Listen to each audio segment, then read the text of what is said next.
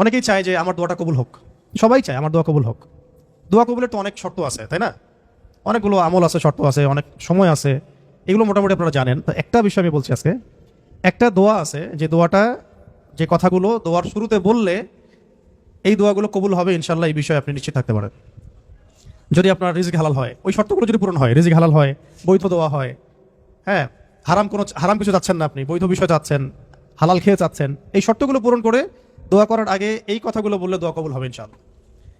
আমি তো আর বলতে পারবো না 100% কবুল হবে, এটা তো আমার পক্ষে বলা সম্ভব না। কিন্তু সবচেয়ে শক্তিশালী যে ওসিলাগুলো দোয়া কবুল করানোর জন্য, সেটা এটা একটা। আমাকে যদি বলেন যে আপনার জানার মতো সবচেয়ে বেস্ট ওসিলা কোনটা দোয়া কবুল, আমি বলবো এটাই। এটার সাথে আরো একটা আছে, ওটা আরেকদিন বলবো ইনশাআল্লাহ। সেটা হচ্ছে আপনি আল্লাহ রাব্বুল আলামিনের এই একত্ববাদের ওসিলা দিয়ে দোয়া করবেন। আল্লাহ পাকের এই তাওহীদের ওসিলা দিয়ে, একত্ববাদের ওসিলা দিয়ে দোয়া করবেন। এইভাবে বলা, পরে শুনে আপনারা মুখস্থ করে নিয়েন। দোয়া করার আগে আল্লাহ পাকের প্রশংসা করা, আলহামদুলিল্লাহটাও আল্লাহ পাকের প্রশংসা, এবং রাসূল সাল্লাল্লাহু আলাইহি ওয়াসাল্লামের প্রতি দরুদ শরীফ পড়া একবার, অন্তত একবার, চাইলে আপনি অনেক পড়তে পারেন।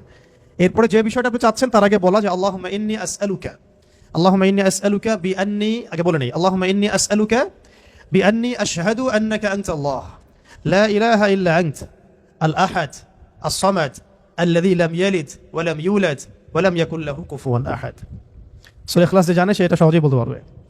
আল্লাহুম্মা ইন্নী আসআলুকা বিআন্নী আশহাদু আন্নাকা আনতাল্লাহ লা ইলাহা ইল্লা আনতাল আহাদ আস-সামাদ আল্লাযী লাম ইয়ালিদ ওয়া লাম ইউলাদ ওয়া লাম ইয়াকুল লাহু কুফুয়ান আহাদ।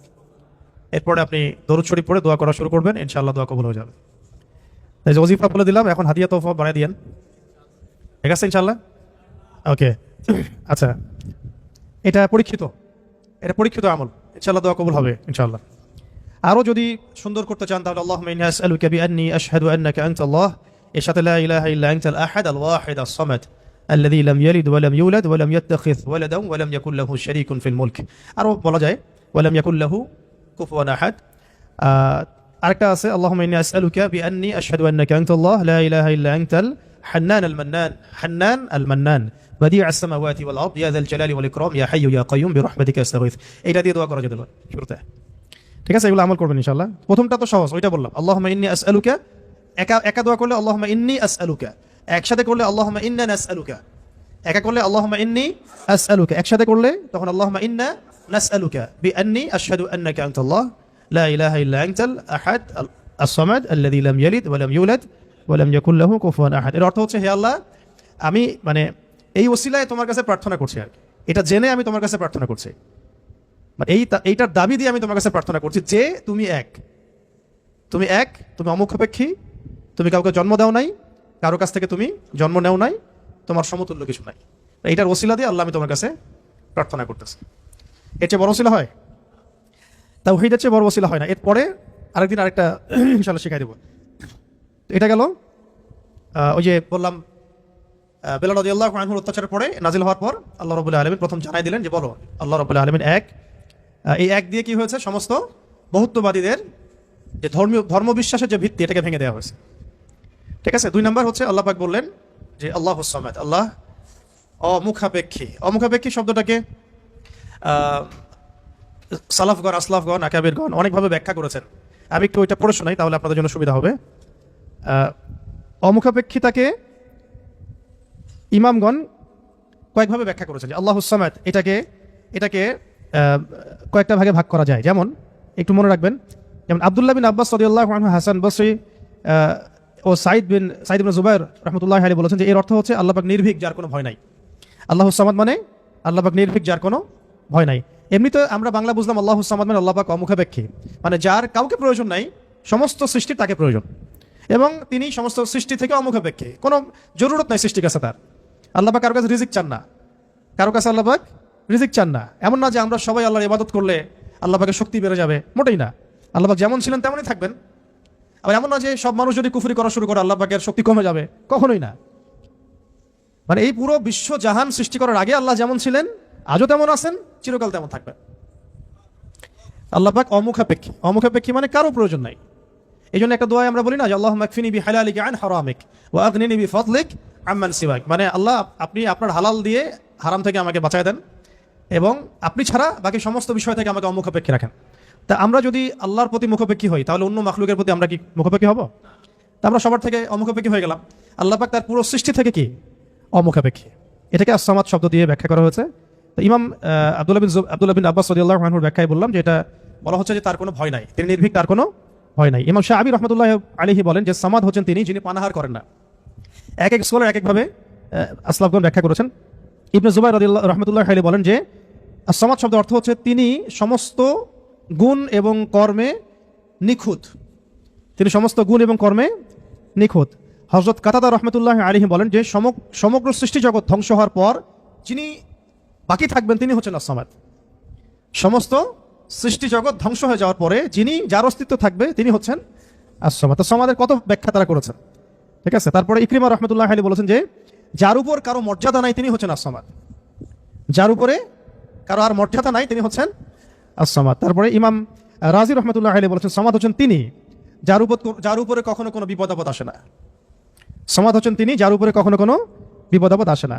তারপরে আবুল ওয়াইল শাকিক ইবনে সালামা রহমতুল্লাহ আলাইহি বলেন যে সামাদ হচ্ছেন তিনি যিনি সর্বত্র তার কর্তৃত্ব প্রতিষ্ঠা করতে পারেন, সর্বত্র যার কর্তৃত্ব তিনি প্রতিষ্ঠা করতে পারেন। কারো মতে কোন কোন স্কলারের মতে সামাদ হচ্ছেন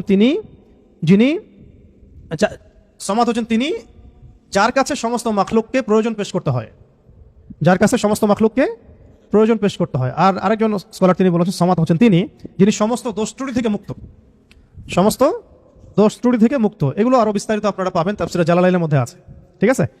এখন এই সামাদ শব্দ দিয়ে তাহলে কি করা হচ্ছে, ওই বহুত্ববাদীদের পর যাদের ধর্মবিশ্বাস কিছুটা বাকি থাকে তাদের ভিত্তিটাকে ঘুরিয়ে দেওয়া হচ্ছে। তো ইলাহ হতে হবে এমন যার কোনো ভয় নাই, যার কোনো ভয় তাকে কখনো স্পর্শ করে না। ইলাহ হতে হবে এমন একজন সত্তাকে যিনি কারো মুখাপেক্ষী নন। যত স্ট্যাচু আছে এগুলো তো মুখাপেক্ষী, ওকে তো বানানো হয়েছে, সে তো নিজেকে বানায় নাই, সে কারো মুখাপেক্ষী, সে তো খালেক না, সেও মাখলুক। তারপরে যারা মানুষ যারা নিজেদেরকে বিশ্বমঞ্চে বড় বড় করে ফুটিয়ে তোলে বা নিজেদেরকে রবের আসনে অধিষ্ঠিত করার চেষ্টা করে, তারা কি অমুখাপেক্ষী? তারাও মুখাপেক্ষী, সবাই মুখাপেক্ষী। আবার যে ধর্মবিশ্বাসে চলছে তারা কি অমুখাপেক্ষী? নাসারাদের ক্ষেত্রে সেম, তারা মুখাপেক্ষী। মাজুসিরা তারাও এমন ইলাহের উপাসনা করে যারা মুখাপেক্ষী। শুধুমাত্র মুসলিমরাই এমন একজন ইলাহের উপাসনা করে বা ইবাদত করে, উপাসনা না ইবাদত করে, যিনি অমুখাপেক্ষী, সমস্ত ত্রুটি থেকে মুক্ত, বিচ্যুতি থেকে মুক্ত, যিনি সমস্ত দোষ ত্রুটি থেকে মুক্ত, যিনি হচ্ছেন কারো কাছে কিছু চান না, সবাই তার কাছে চায়, যাকে কখনো বিপদ আপদে স্পর্শ করে না, যিনি পানাহার করেন না, যিনি তার সৃষ্টি এবং কর্মে নিপুণ এবং যার উপরে কারো কোনো মর্যাদা নাই। এবং যখন সৃষ্টি জগৎ ধ্বংস হয়ে যাবে যিনি বাকি থাকবেন তিনি হচ্ছেন আল্লাহ রাব্বুল আলামিন। তো এখানে আসসামাদ শব্দের অনেক গভীর কথা আছে, ব্যাখ্যা আছে আর কি। এগুলো ইনশাআল্লাহ আমরা আরো পরের সেশনে করবো ইনশাআল্লাহ। আজকে আমরা একটু কোড আলোচনা করতেছি। 3 নম্বরে আল্লাহ রাব্বুল আলামিন বলেছেন যে বলুন হে নবী যে আল্লাহ তিনি লাম ইয়ালিদ ওয়া লাম ইউলাদ। বলুন তো, সামনে কমন নেওয়া হয়েছে, কুল বলুন আল্লাহ এক, আল্লাহুস সামাদ, আল্লাহ as-সামাদ, আল্লাহ অমুখাপেক্ষী। আপনি বলে দিন হে নবী যে লাম ইয়ালিদ ওয়া লাম ইউলাদ। লাম ইয়ালিদ তিনি জন্ম দেন নাই, লাম ইয়ালিদ মানে তিনি জন্ম দেন নাই। এটা দিয়ে কাদের ভিত্তি ভেঙে দেওয়া হলো? ওই যারা আল্লাহর পুত্র সাব্যস্ত করে, কন্যা সাব্যস্ত করে, ওদের ধর্মবিশ্বাসের ভিত্তি ভেঙে দেওয়া হলো। লাম ইয়ালিদ তিনি জন্ম দেন নাই। তো এমন একজন সত্তাকে আল্লাহ হতে হবে যিনি কাউকে জন্ম দেন না কখনো। আমরা এই দুনিয়াতে যা দেখছি সবকিছু কিন্তু জন্মিত বা জন্ম দিচ্ছে বা জন্মিত। মানুষের কথা বলেন, আপনি যে কোনো মাখলুকের কথা বলেন, এমনকি প্রকৃতির যে বিষয়গুলো আমরা দেখি এগুলো তো জন্মিত আর কি, মাখলুক, এগুলো কোনো না কোনো জায়গা থেকে আসছে। তো আল্লাহ রাব্বুল আলামিন হতে হলে এমন একজন সত্তা হতে হবে যিনি কাউকে জন্ম দেন নাই। ওয়ালাম ইউলাদ, এটা আরো কঠিন, কেউ জন্ম দেয় না সেটা একটা হতে পারে। একজন ধরেন মহিলা আছে, জন্ম দেয় নাই সন্তান, তো সে তো কারো কাছ থেকে জন্মিত হয়েছে। দেখে দুটো রাস্তাই বন্ধ করে দেওয়া হলো যে আল্লাহ হতে হবে এমন একজন সত্তাকে যিনি না জন্ম দিয়েছেন না কারো কাছ থেকে জন্ম নিয়েছেন। এটা আরো কঠিন, এবং এই কাঠিন্যের মধ্যে কোনো সত্তা পড়তে পারে না আল্লাহ ছাড়া।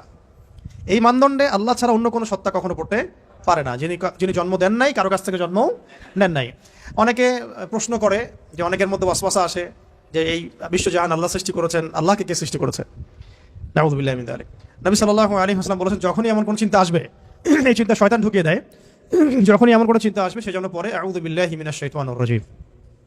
এবং ঈমান পাকাপোক্ত করার জন্য যেন পড়ে আমানতু বিল্লাহি ওয়া রুসুলিহি, আমানতু বিল্লাহি ওয়া রুসুলিহি, রুসুলিহি বহুবচন, আমানতু বিল্লাহি ওয়া রুসুলিহি।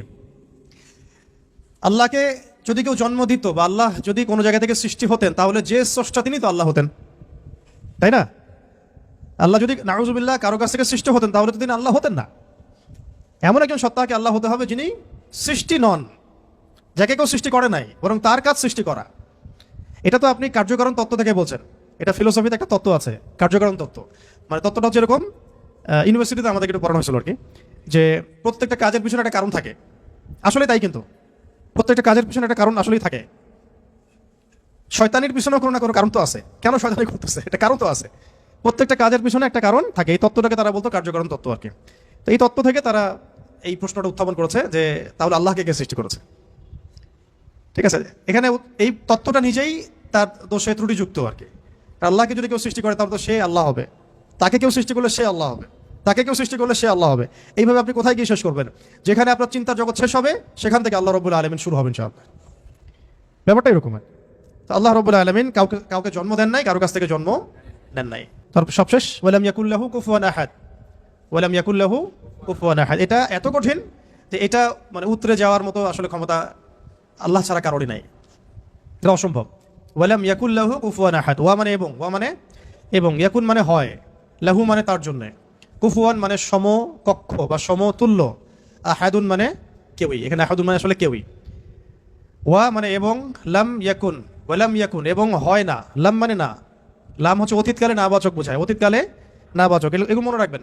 ওয়া মানে এবং, ওয়াবের দুটো অর্থ হয় আল কোরআনে, কখনো কখনো শপথ বা কসম অর্থে আসে, কখনো কখনো এবং অর্থে আসে। যেমন ওয়া তিন, তিন ফলের কসম, ওয়াল আসরি সময়ের কসম। আর এখানে ওয়া জবর মানে হচ্ছে এবং, ওয়ালাম লাম হচ্ছে অতীতকালে নাবাচক, অতীতকালে নাবাচক। যেমন আমি কখনো বলিনি, আমি করিনি, আমি যাইনি, এগুলো বোঝাতে লাম শব্দ প্রয়োগ করা হয়। ঠিক আছে, ওয়ালাম ইয়াকুন, ইয়াকুন মানে হয়, লাম ইয়াকুন মানে হয় না, ওয়ালাম ইয়াকুন এবং হয় না, এবং হয় না, লাহু মানে তার জন্য, লাহু মানে তার জন্য বলতে এখানে আল্লাহর দিকে নিসবত করা হচ্ছে। ওয়ালাম ইয়াকুন লাহু, তার জন্য হয় না, কি হয় না? কুফুয়ান, মানে কুফু মানে কি? সমতুল্য, সমকক্ষ। অনেকে বলেন না বিয়ের ক্ষেত্রে কুফু দেখতে হয়, সমতুল্য, সমকক্ষ, সামঞ্জস্যতা। আহাদ কেউই, মানে তার সমতুল্য সমকক্ষ কেউ নাই, তার সমতুল্য সমকক্ষ কেউ নাই। এটা হচ্ছে আরো কঠিন, কারণ একজন ধরেন আহাদ উতরে আসলো, সমাদে গিয়ে শেষ হয়ে গেল। কেউ হয়তো বলছে লাম ইয়ালিদ ওয়া লাম ইউলাদ, এটাতে এটাকে কোনোভাবে ব্যাখ্যা করছে, ধরেন কোনোভাবে উল্টাপাল্টা ব্যাখ্যা করছে, কিন্তু শেষে গিয়ে এসে কিন্তু আর আর পারবে না। ওয়ালাম ইয়াকুল্লাহু কুফুয়ান আহাদ, তার সমতুল্য কিছুই নাই। ধরেন আপনি বললেন যে এই মূর্তিটা নাউজুবিল্লাহ একটা দেবতা, কেউ বললো হয় কোনো মুশরিক, তাহলে এই মূর্তি একটা না, এই মূর্তি আরো অনেক আছে, সামঞ্জস্য আছে। কেউ যদি বলে এই নক্ষত্রটা তার ইলাহ, নাউজুবিল্লাহ, এই নক্ষত্র একটা না, তার সামঞ্জস্য আরো আছে, সিমিলারিটিস আছে আর কি। ঠিক আছে, কেউ বললো যে অমুক নবীর সন্তান আল্লাহর পুত্র, নাউজুবিল্লাহ, তা এই নবীর সন্তান একজন না, আরো বহু নবী আছে তাদের সন্তান হয়েছে।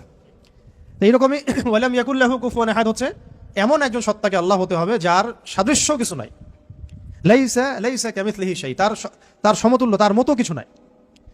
অনেকে আল্লাহ পাকের এই যে হাত, আল্লাহ পাকের চেহারা, আল্লাহর হাসি, আল্লাহর ক্রোধ, এগুলোকে ব্যাখ্যা করতে গিয়ে আকীদার ক্ষেত্রে এমন এমন কিছু ব্যাখ্যা করেছে যেখানে আল্লাহ পাককে মাখলুকের সাথে সাদৃশ্য করে দেওয়া হয়েছে, এবং তারা আবার বলছে এটাই নাকি আহলুস সুন্নাহ ওয়াল জামাআর আকীদা।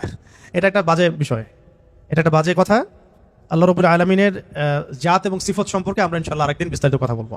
ঠিক আছে, এতটুকু বলছি এখন যে আল্লাহ আল্লাহই, তার মতো কোনো কিছুই নাই। যেখানে আল্লাহ পাক বলেছেন তার চেহারা, এটা চেহারার অর্থ ইশারা কি সেটা আল্লাহ পাক জানেন। ওটা আমি যদি এখন মনে করতে যাই যে এটা এরকম চেহারা, চোখ নাক মুখ কানওয়ালা, তো এটা শিরক হয়ে যাবে তো আর কি। আল্লাহ পাক কোনো মাখলুকের সাদৃশ্য না, ওয়ালাম ইয়াকুল্লাহু কুফুয়ান আহাদ, লাইসা কামিথলিহি শাই, তার মতো কিছু নাই। ঠিক আছে, তো আল্লাহকে কোনোভাবেই এরকম কোনো ব্যাখ্যার মধ্যে আনা যাবে না। যেমন অনেকে বলেন না যে আল্লাহ পাক কোথায় আছে, তো এখন আপনি প্রশ্ন করলেন যে আল্লাহ রাব্বুল আলামিন কোথায় আছে, কেউ বলছে আরশের উপরে আছে, আরশের। তো আল্লাহ পাকের ক্ষেত্রে এমন দিক সাব্যস্ত করা যাবে না, উপরে নিচে ডানে বামে, এভাবে না। এটা ইস্তাওয়ার অর্থ কি, সেটা আল্লাহ পাক যেভাবে বলেছেন ওইটুকুতে চুপ থাকা আর কি, এটাকে ব্যাখ্যা করতে না যাওয়া আর কি, ব্যাখ্যা করতে না যাওয়া। এমনকি আল্লাহ পাক আর রহমান আর রহিম, এটাকে এইভাবে ব্যাখ্যা করা যাবে না যে কেমন রহমান, আমাদের মতো রহমান, আমাদের মতো দয়াময় কি? আল্লাহর দয়া আল্লাহর মতো। আল্লাহ পাকের দয়া, আল্লাহর মতো আল্লাহর ক্রোধ, আল্লাহর মতো আল্লাহর মানে কারো প্রতি সন্তুষ্ট হওয়া তার মতো, তার নিজের জাত এবং সিফতের মতো, আমাদের কোনো মাখলুকের মতো না। আবার আল্লাহ পাকের দিকে কোনো দিকও সাব্যস্ত করা যাবে না যে আল্লাহ উপরের দিকে, নিচের দিকে, টানের দিকে, বামের দিকে। এইগুলো মানে খুব সূক্ষ্ম বিষয় আকীদার, এবং আকীদার এই বিষয়গুলো সমাজের মধ্যে অনলাইনের মাধ্যমে এত ফিতনা সৃষ্টি হয়ে গেছে যেগুলো আসলে অনেক সময় জেনারেল ভাইরা এর মধ্যে ডুবে যাচ্ছেন আর কি। তো আল্লাহ পাকের ব্যাপারটাকে খুব সেন্সিটিভলি বুঝতে হবে এবং সূক্ষ্মতার সাথে বড় বড় ওলামায়ে কেরামদের কিতাবগুলো পড়ে তাদের কাছ থেকে ব্যাখ্যা জেনে নেবেন। এবং যেটা বুঝবেন না পড়তে গিয়ে, যদি আপনি আকীদার বইগুলো আসলেই পড়তে পারেন, তাহলে যেটা বুঝবেন না সেটা অবশ্যই বড় আলেমকে জিজ্ঞাসা করতে হবে। হ্যাঁ, আরশের কথা দিয়ে অনেকে বলেছেন উপরে, এই সমাসীন শব্দটা মানে হচ্ছে আসীন হওয়া। এই যে আমি বসে আছি এখন চেয়ারের উপরে, আমি চেয়ারের উপরে সমাসীন হয়ে আছি আমি এখন, এটা কি সমাসীন শব্দটা ঠিক হবে? তাহলে আল্লাহ পাক কি বসে আছেন? নাউযুবিল্লাহি মিন যালিক। কোন হালতে আছেন আপনি জানেন? আমরা জানি। আল্লাহর হালতে আছে। আল্লাহ পাক যেভাবে থাকা দরকার তার শান মর্যাদা অনুযায়ী আল্লাহ পাক আছেন। তো এই ব্যাপারগুলো খুব সূক্ষ্ম, কিন্তু এই জন্য আমি বলছি এটার আরেকটা দার্স লাগবে পরের ক্লাসে ইনশাল্লাহ। ওই দিন আমরা তাওহীদের পুরো বিষয়গুলো, খুঁটিনাটিগুলো জানবো ইনশাল্লাহ। পাশাপাশি শিরকের বিষয়গুলো লিস্ট করা হচ্ছে, যতগুলো কাজ শিরক এগুলো আপনাদেরকে বলে দেবো ইনশাল্লাহ। মানে এখন যেগুলো দেখা যায়, এছাড়াও আরো অনেক শিরক আছে যেটা সামনে আসবে আর কি। হ্যাঁ, আসতে পারে, কারণ যেভাবে যুগ বদলায় সেভাবে শিরকের ভেরিয়েন্টও বদলাচ্ছে। যেভাবে যুগ বদলাচ্ছে না, শিরকের ভেরিয়েন্টও বদলাচ্ছে, কিন্তু উসুলগুলো জানা থাকলে আমরা ভুল করবো না ইনশাল্লাহ। ঠিক আছে, তো আমরা এখানে সূরা ইখলাসের মূল কয়টা অর্থ জানলাম, সরল অনুবাদ। তাহলে অর্থ ধরলে পারবেন তো এখন থেকে ইনশাল্লাহ। কুল শব্দের অর্থ বলুন, কাকে বলতে বলা হচ্ছে? রাসূল সাল্লাল্লাহু আলাইহি ওয়াসাল্লামকে। কেন বলতে বলা হচ্ছে? কারণ কাফেররা জিজ্ঞাসা করেছে আল্লাহ কেমন, তোমার আল্লাহ কেমন, প্রকৃতি জিজ্ঞাসা করছে, আল্লাহ পাক সম্পর্কে জানতে চেয়েছে। আল্লাহ পাকের ডেফিনেশন কোন সূরা আছে? ইখলাস। এই সূরাকে বলা হয় তাওহীদের সূরা, একনিষ্ঠতা। ঠিক আছে, খালেস তাওহীদ। এবং কোরআনের যে 3টা ভাগের কথা বললাম, 3 ভাগের 1 ভাগই হচ্ছে তাওহীদ। এই কারণে এই সূরাকে আল কোরআনের 3 ভাগের 1 ভাগ বলা। এখন বুঝতে পারছেন যে হাদিসে আসছে না যে এই সূরা ইখলাস হচ্ছে কোরআনের 1/3 সমান। 1/3 কেন? কারণ কোরআনের 3 ভাগের 1 ভাগ হচ্ছে তাওহীদ। এটা এভাবে আসে না কিন্তু যে 3 বার পড়লে 1 খতম হবে, এভাবে কিন্তু হাদিসে আসে নাই। এটা ব্যাখ্যা ওলামায়ে কেরামদের, আসলাফদের অনেকের ব্যাখ্যা যে 3 বার পড়লে হয়তো 1 খতমের নেকি হয়ে যাবে। ইনশাআল্লাহ হতেও পারে, আল্লাহ পাক দিতেই পারেন, আল্লাহ পাক দিলে আমার সমস্যা কি? তো এইভাবে হাদিসে আসে না যে 3 বার পড়লেই 1 খতমের নেকি হবে, এভাবে হাদিসে আসে না। আসছে যে এই সূরা হচ্ছে কোরআনের 3 ভাগের 1 ভাগ, 1/3 সমান। 1/3 সমান, এটাও একটা ব্যাখ্যা যে কোরআনের 3 ভাগের 1 ভাগ জুড়ে তাওহীদ আছে। বাকি 1 ভাগ কি আছে? বাকি 1 ভাগ আছে না, বাকি 1 ভাগ আছে ইতিহাস, হিস্ট্রি, পূর্ববর্তী নবীদের অনেক ঘটনা, এগুলো আছে 1 ভাগ। ঠিক আছে, আর 1 ভাগ আছে আহকাম, হুকুম আহকাম, এগুলো করো এগুলো করো না, হ্যাঁ, দিক নির্দেশনা। আর এমনি আমরা বলছি আমাদের দিনের যে মূল 3টা ভিত্তি, সেটার মধ্যে একটা হচ্ছে তাওহীদ, একটা রিসালাত, একটা হলো আখিরাত। আচ্ছা, এখন আসেন শেষ করি, আমরা 10টা বেজে আছে। এখন আর 2-1টা কথা বলে শেষ করি যে আজকের মতো। যে আমরা জানলাম এই সূরা শানে নুজুল কি, অর্থগুলো কি। আচ্ছা, অর্থগুলো একবার রিপিট করে নেই। কুল মানে কি বলুন? হুয়া আল্লাহ। হুয়া মানে কি? তিনি। হুয়া মানে তিনি, এখানে আল্লাহকে সাব্যস্ত নিসবত করা হচ্ছে। আল্লাহ মানে আল্লাহ, আহাদ মানে এক। আচ্ছা, আল্লাহ শব্দটা কিন্তু নিজেই ইসমে আজম, আল্লাহ শব্দটা নিজেই কিন্তু ইসমে আজম। এটার সাথে প্রাসঙ্গিক বলে দিলাম, ওই দোয়াটা যদি করেন দোয়া করার আগে, তাহলে ইনশাআল্লাহ দোয়া কবুল হবে। কোনটা? আল্লাহুম্মা ইন্নী আসআলুকা বিআন্নী আশহাদু আন্নাকা আনতা আল্লাহ লা ইলাহা ইল্লা আনতাল আহাদুস সামাদুল লাযী লাম ইয়ালিদ ওয়া লাম ইউলাদ ওয়া লাম ইয়াকুল লাহু কুফুয়ান আহাদ। এটা একটা। তারপরে আল্লাহ পাক বলছেন বলুন তিনি আল্লাহ এক, আল্লাহুস সামাদ, আল্লাহ পাক অমুখাপেক্ষী, লাম ইয়ালিদ তিনি কাউকে জন্ম দেন নাই, ওয়া লাম ইউলাদ তাকেও কেউ জন্ম দেয় নাই, তাকেও কেউ জন্ম দেয় নাই। এটা প্যাসিভ, এটা মাজহুল আর কি, আরবিতে বলে মাজহুল, মানে প্যাসিভ। লাম ইয়ালিদ তিনি কাউকে জন্ম দেন নাই, ওয়া লাম ইউলাদ তাকেও কেউ জন্ম দেয় নাই। আর ওয়া লাম ইয়াকুল লাহু কুফুয়ান আহাদ, ওয়া মানে এবং, লাম শব্দ প্রয়োগ হয় কখন? অতীতকালে নাবাচক বোঝাতে। ইয়াকুন মানে হয়, ওয়া লাম ইয়াকুন মানে হয় না, এবং হয় না, লাহু মানে তার জন্য বা তার জন্য, কুফুয়ান মানে সমতুল্য বা সমকক্ষ, আহাদ মানে কেউই। তাহলে তার সমতুল্য বা তার সমকক্ষ